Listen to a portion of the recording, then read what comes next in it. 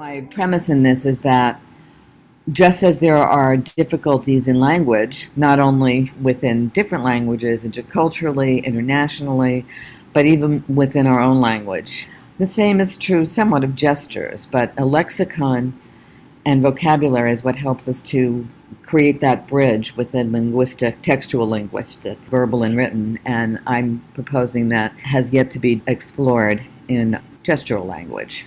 With haptic technology, we've introduced touch screens, wearables. There will be touch within the technology itself, and a further extension of that will be mid-air, touchless, and that is where gesture will primarily come in. Kind of to set the tone in that more, things that I looked at were certain studies.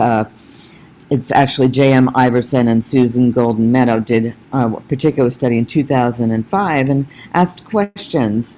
Do gesture and speech, are they a single integrated system? Can they be?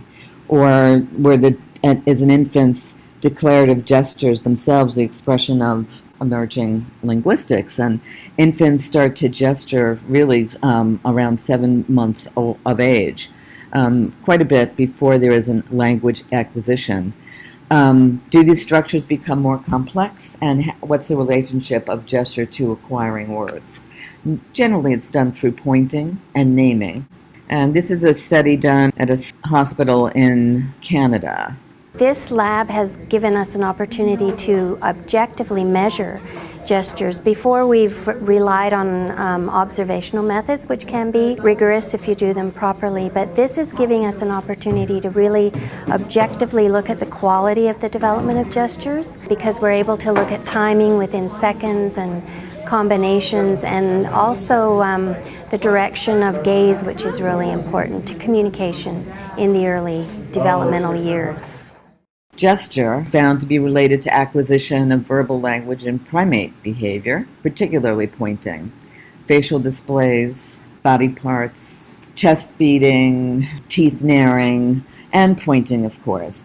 Studies of great apes, though, actually identified a lot of variation between individuals and groups, which I found very interesting, because that does relate to the difficulties that we have in coming up with a nomenclature for our own human gestures. The 7 universal emotions are fear, anger, sadness, disgust, contempt, surprise, and enjoyment. And I spent the next 8 years developing a technique for quantifying and measuring all the movements the face can make, which I call the facial action coding system. This relied on the recognition of movements of 43 muscles in the face to discern emotional expression. It's difficult at present to tell where signs stop and gesture begins. This is a lexicon. This is the ASL alphabet, and this is what I'm suggesting might be developed, and there are several studies that have been working on developing this for gesture. Here is just a few examples that I thought were kind of fun just to see. We know that pointing in one language could be, indicative, a demonstrative, something that you want. It could actually be insulting in another.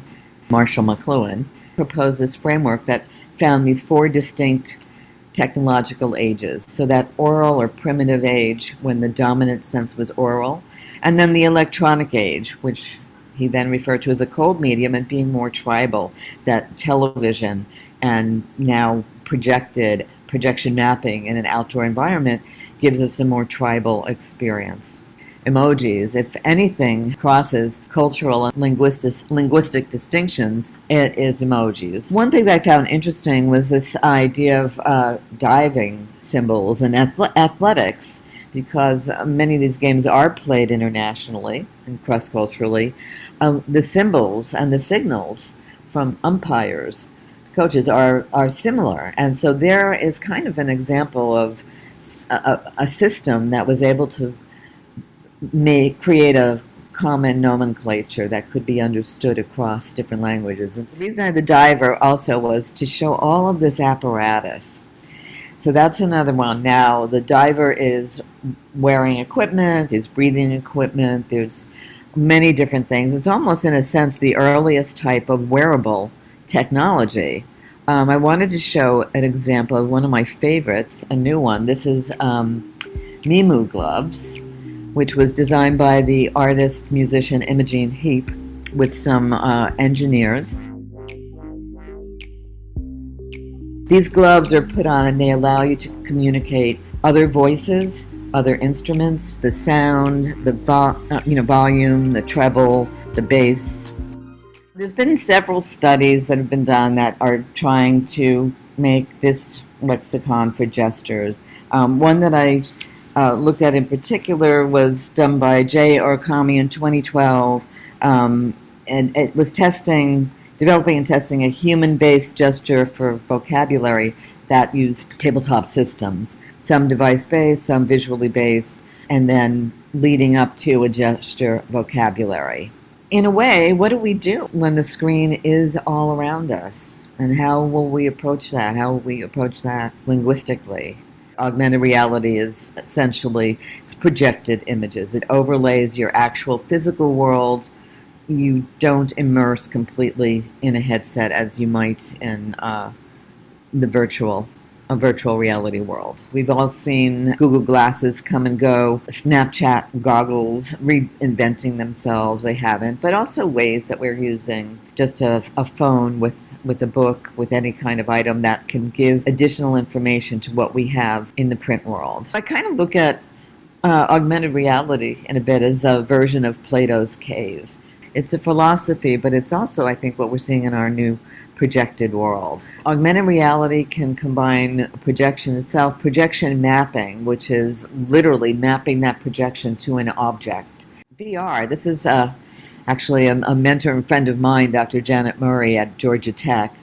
So she's saying that it needs to develop media conventions to support this interaction and immersion. And that's pretty much what I'm saying is true about augmented as well. It is a medium of representation that will always require our active creation of belief. So in this case, you're having a little bit of both, the best of both worlds. You're wearing a headset, but you're also able to still see your physical environment.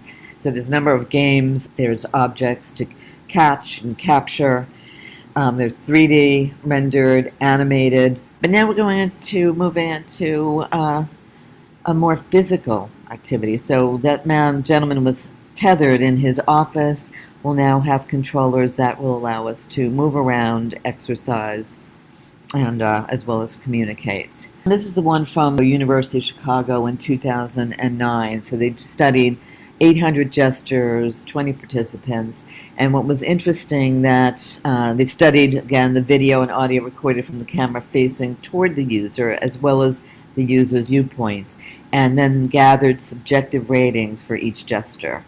Haptics, they can improve immersion because they're tactile and they're kinesthetic, so that extra dimension enhances the language that we're using. Virtual reality will incorporate also eye tracking, finger tracking, hand tracking, and facial expressions.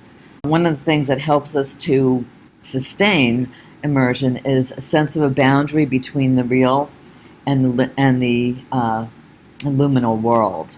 So touch can help us to sort of break that fourth wall. Devices are going away. We don't need the devices anymore. We can just sort of see it, hear it, voice it, and that's the new world.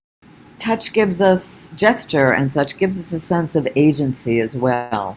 Putting on the apparatus, it signals that we're entering an invented, human authored reality. We have that control by putting this on and being able to move our hands as well, and our bodies can give another sense of personal and within a group even social agency. Emotion in language, it's languaging as an effective, adaptive, and flexible behavior. If gesture can communicate kinship or antagonism, perhaps it can also welcome, invite, and open up the world. I want to do the last quote from Chris Milk because that is a cool one. And very famous. He said, talking about virtual reality is like dancing about architecture. And I know of somebody who was in this for a little while does dance about architecture, but said virtual reality can change the world. It's a machine, but through this machine we can truly become more compassionate.